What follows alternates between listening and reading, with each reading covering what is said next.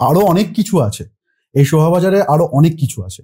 যেমন ধর আমি তোকে বলতে পারি, এই শ্যামবাজারের যেটা মোড়, সেইখান থেকে তুই যদি হাতিবাগানের দিকে চলে যাস, হ্যাঁ, হাতিবাগানের দিকে যদি যাস তাহলে দেখতে পাবি কিছুটা এগোলে মোহনবাগান লেন ক্রস করে তারপরে আরো কিছুটা এগোলে 82 গ্রে স্ট্রিট, যেটার এখনকার অ্যাড্রেস হচ্ছে 102 নম্বর অরবিন্দ লেন বা অরবিন্দ সরণি।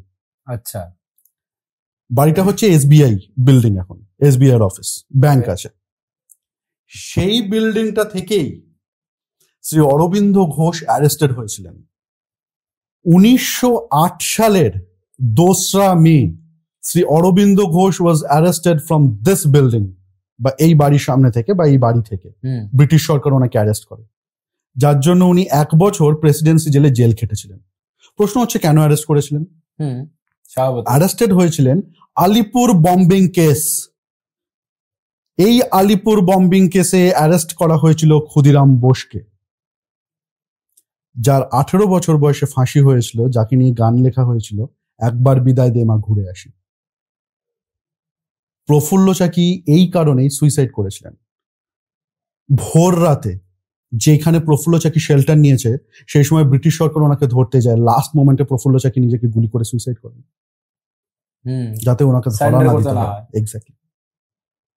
আলিপুর বম্বিং কেসের কথায় আসি, লোকে কেন বিশ্বাস করবে যে আলিপুর বম্বিং কেস হয়েছিল? তারও প্রমাণ আছে।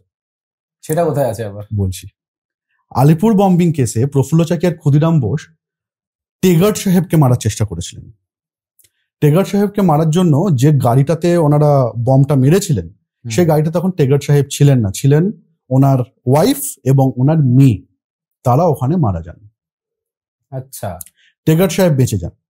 টেগার্ট সাহেব ওই গাড়িতে ছিলেন না। টেগার্ট সাহেবকে এরপরে মারার বহু চেষ্টা হয়েছে, ওনাকে বইয়ের মধ্যে করে বোম পাঠানো হয়েছে। এমন লাক টেগার্ট সাহেবের, এমন লাক যে সেই বইটা অ্যাজ আ গিফট, উনি খুব বই পড়তে ভালোবাসেন বলে ওনাকে বইয়ের মধ্যে বোম দেওয়া হয়েছে, দিয়ে যে বইটা খুলবে সঙ্গে সঙ্গে ওটা ব্লাস্ট করবে, সেরকম ভাবে পাঠানো হয়েছে। উনি বইটা খোলেনি, বইটা ওনার লাইব্রেরিতে রাখা হয়েছে। পরে যখন পাওয়া গেছে তখন অবভিয়াসলি ওটা ডিফিউজড হয়ে গেছে, জিনিসটা নিষ্ক্রিয় হয়ে গেছে। পাওয়া গেছে বা এখনো রয়েছে ওটা? এখন বোধহয় ওটা আর নেই, ওটা ঠিক আমার মনে নেই। কিন্তু আলিপুর বম্বিং কেসে যেটা কথাটা বলছি, যে গাড়িটাতে বোমটা মারা হয়েছিল, সেই গাড়ির সেই দরজাটা এখনো পর্যন্ত আছে। সুকিয়া স্ট্রিটের ঠিক উল্টো দিকে রামমোহন লাইব্রেরির ডায়াগোনালি অপোজিটে কর্নারে কলকাতা পুলিশ মিউজিয়ামে যদি যাওয়া হয়, সোজা একতলায় ঢুকে বাঁ দিকে দ্বিতীয় ঘরে টেবিলের ওপরে এখনো পর্যন্ত দরজাটা রাখা আছে, এবং রাখা আছে তখনকার ইউজড পিস্তল, 1 শটার, এবং ওখানে আর এক রকম বন্দুক আছে, পেন গান। একটাই গুলি বেরোবে, close range blank, point blank shot, pen gun বলা হতো। সে পেন গানও ওখানে আছে। এই যে অ্যাড্রেসটা বললাম আমি একটু আগে, 82 নম্বর গ্রে স্ট্রিট, সেখানে আরেকটা ঘটনা ঘটেছিল। বিশ্বযুদ্ধের সময় ওখানে জাপানিরা এয়ার রেড করবার সময় বম ফেলেছিল। সৌভাগ্যবশত বমটা ফাটেনি, ফাটলে কলকাতার অবস্থা খারাপ ছিল। ওটা কি পরমাণু বোমা টাইপের নাকি? না, এমনি বম, পরমাণু বোমা অবভিয়াসলি না।